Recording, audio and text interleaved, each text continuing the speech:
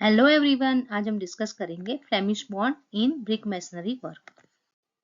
Flemish bond में each course, suppose यहाँ पे आपका फर्स्ट कोर्स है, सेकेंड कोर्स है, तो each course consist of alternate headers and stretchers, मतलब स्ट्रेचर हेडर सभी एक ही कोर्स में होंगे। एंड ड्यू टू दिस उसका जो अपीयरेंस होगा as compared to English bond वो ज्यादा अच्छा होता है।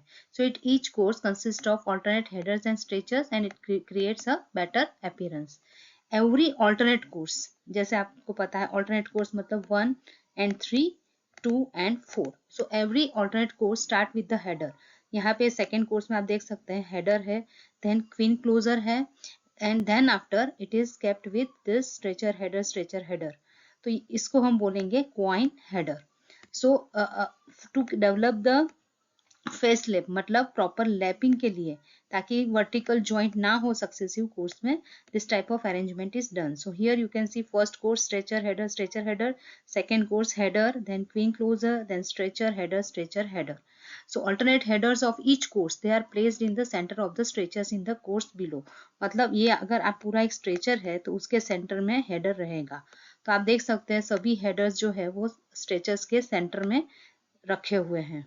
And this walls having thickness equal to odd number of half brick, the beds are used to achieve the bond। Half brick मतलब one brick मतलब 20 सेंटीमीटर, हाफ ब्रिक मतलब 10 centimetre, मतलब 1.5 2.5 ऐसा ब्रिक का जब थिकनेस बनता है तब उसके अंदर ब्रिक बेड्स का यूज किया जाता है। So there are two types of Flemish bond, English single Flemish bond and double Flemish. यहाँ पे आप सिंगल फ्लेमिश बॉन्ड देख सकते हैं, नाम से ही पता चलता है कि सिंगल मतलब एक ही तरफ से वो फ्लेमिश बॉन्ड दिखेगा। मतलब यहाँ पे ये कॉम्बिनेशन है इंग्लिश एंड फ्लेमिश बॉन्ड का। तो facing of the wall consist of Flemish bond and filling as well as backing consist of English bond in each course. तो यहाँ पे 135 कोर्स का 1.5 ब्रिक थिक वॉल का प्लान दिया गया है। So 1.5 brick thick wall means 30 centimeter, 1 brick thick wall means 20 centimeter, half brick thick wall मतलब 10 centimeter. So total 30 centimeter, 1.5 brick thick wall with single Flemish bond। तो यहाँ पे आपका फेसिंग पोर्शन है, फ्रंट पोर्शन, यहाँ पे आपका अपीयरेंस आप देखेंगे तो ये फ्लेमिश बॉन्ड टाइप है। लेकिन जब आप बैकिंग देख रहे हैं तो यहाँ पे आप देखेंगे all are stretchers. So here this appearance is of English bond type। So it is the combination of English bond and Flemish bond। Facing में Flemish bond है and backing and middle portion में वो English bond है। सो यहाँ पे हम क्या try कर रहे हैं कि स्ट्रेंथ ऑफ English bond मिले and appearance of Flemish bond from the front side. तो जब भी हमको फेस वर्क में एक्सपेंसिव ब्रिक्स यूज करनी है तो हम this type of single Flemish bond use कर सकते हैं। And generally 1.5 brick thick wall, minimum 30 centimetre की थिक वॉल होती है, वहां पे हम सिंगल Flemish bond यूज कर सकते हैं। एंड काफी बार इस टाइप के बॉन्ड में शॉर्ट वर्टिकल जॉइंट्स फॉर्म हो सकते हैं। And normally we are using this brick beds in the walls having thickness equal to odd number of half brick. जैसे आपने 1.5 ब्रिक देखा तो हम यहाँ पे ब्रिक बेड्स का ज़्यादा यूज करते हैं और इसकी वजह से काफ़ी बार ब्रिक बेड को ज्वाइंट करने के लिए, बिकॉज ब्रिक बेड्स छोटे होते हैं, 3/4 brick bed, half brick bed, तो उसको ज्वाइंट करने के लिए ज़्यादा मोर्टार लगता है। एंड काफ़ी बार जो वर्टिकलिटी ऑफ द ज्वाइंट जो हम नहीं चाहते हैं सक्सेसिव कोर्स में वो भी देखने को मिल सकती है। So continuous vertical joint may be appeared in this type of bond closure। now double flemish bond as the name suggests, दोनों साइड से face as well as back दोनों साइड से वो headers and stretchers means in each course means Flemish ही दिखेगा।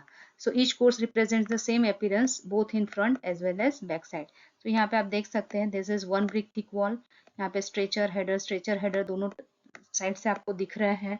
यहाँ पे to break the verticality of the joints in successive course closer रखा गया है। यहाँ पे 1.5 ब्रिक थिक वॉल का है, तो यहाँ पे बहुत सारा ब्रिक बेड का यूज हो रहा है, 3/4 brick bed, half brick bed सब हम यूज कर रहे हैं। So half beds and 3/4 beds are used for the wall having thickness equal to odd number of half bricks। odd number of half bricks means 1.5 brick thick wall, 2.5 brick thick wall।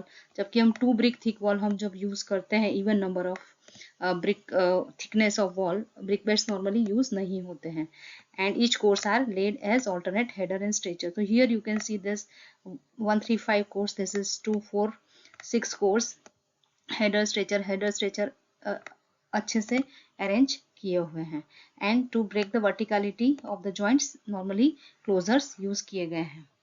and this type of bonds are economical and presents better appearance than the English bond, and वो weaker होते हैं as compared to English bond due to use of this brick bats.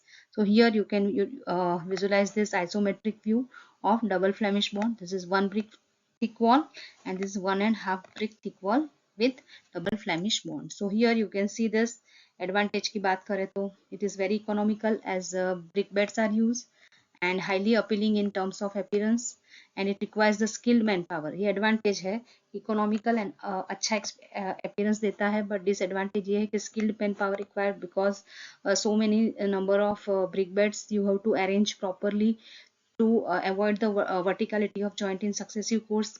Strong भी नहीं होता है because बहुत सारे joints होते हैं and in this bond continuous short vertical joints भी form होते हैं. So these are some of the disadvantages. So these are the references I have used and I hope that ये lecture आपको useful हुआ होगा, तो please like करें, share with other students also and comment भी कर सकते हैं and please subscribe my channel अगर आपने नहीं की है तो. Thank you.